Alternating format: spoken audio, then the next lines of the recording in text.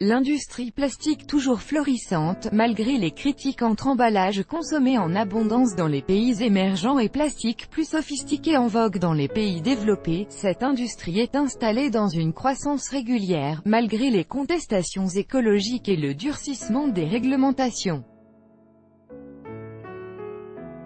En 10 ans, la production mondiale de plastique est passée de 245 millions de tonnes à 348 millions de tonnes en 2017, selon les chiffres de la Fédération européenne Plastic Europe.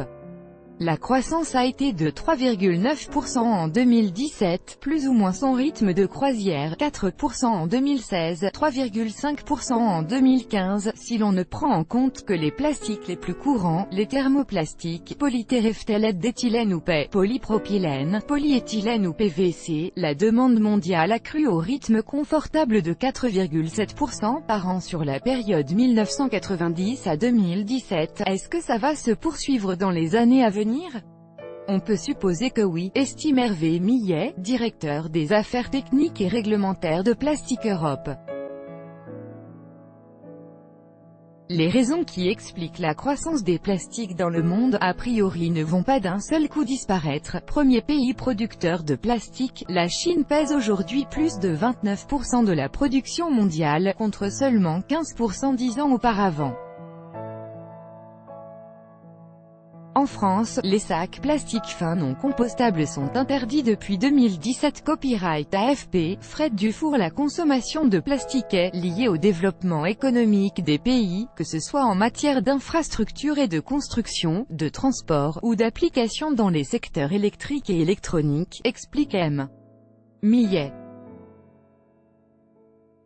À cela s'ajoute le premier débouché qui est le domaine de l'emballage, en forte demande dans les pays en développement et représentant aussi près de 40% de la consommation de plastique en Europe. Polymère technique, il y a un moteur fort dans les pays en développement qui est lié à la consommation, avec une demande de polymères de base pour l'emballage et le conditionnement, observe aussi Pierre Gadra, directeur chimie et matériaux au cabinet Alcimed.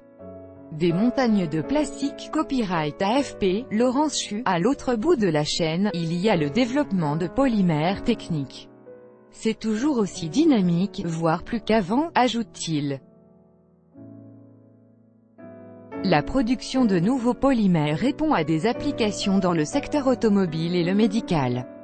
Certaines résines sont utilisées pour l'automobile et l'aéronautique, mais aussi pour des produits de consommation de niche comme des chaussures de sport.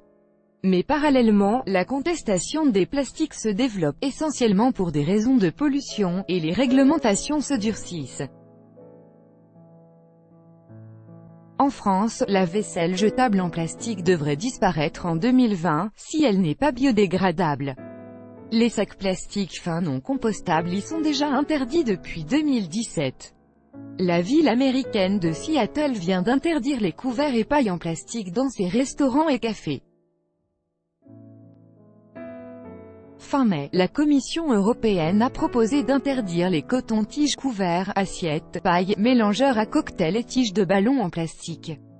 Et des mesures similaires se multiplient dans le monde, sur fond d'images d'océans étouffant sous le plastique. Le recyclage, aujourd'hui, ça ne pèse pas de façon massive, remarque Emmanuel Guichard, délégué général de la Fédération française de l'emballage plastique, Ellipso. Mais, à un moment, on ne peut pas imaginer qu'il n'y ait pas un impact de ces mesures. En France, la vaisselle jetable en plastique devrait disparaître en 2020, si elle n'est pas biodégradable. Copyright AFP, Paul Girichard. C'est le plastique qui est stigmatisé dans son ensemble, s'alarme Hervé Millet de Plastic Europe. Pour des raisons d'image, mais aussi d'intérêt économique bien compris, le secteur commence donc à se pencher très sérieusement sur la question du recyclage. Le déchet plastique devient potentiellement, par la pression réglementaire, de moins en moins un déchet, mais une matière première valorisable, remarque Pierre Gadra, qui voit dans le recyclage, encore faible, un des enjeux clés pour demain. Pour d'autres matériaux d'usage courant, comme les métaux, le verre, le carton, les déchets sont pleinement intégrés aux filières de production. Pour le directeur scientifique de l'organisme de collecte Citeo, Carlos de los Llanos, c'est ce qui attend le plastique, la situation d'une industrie qui gère simultanément sa ressource vierge et sa ressource recyclée. Mais, ça s'apprend. Cela demandera encore sans doute quelques années. Tout droit de reproduction et de représentation réservé. Copyright 2018, Agence France Presse.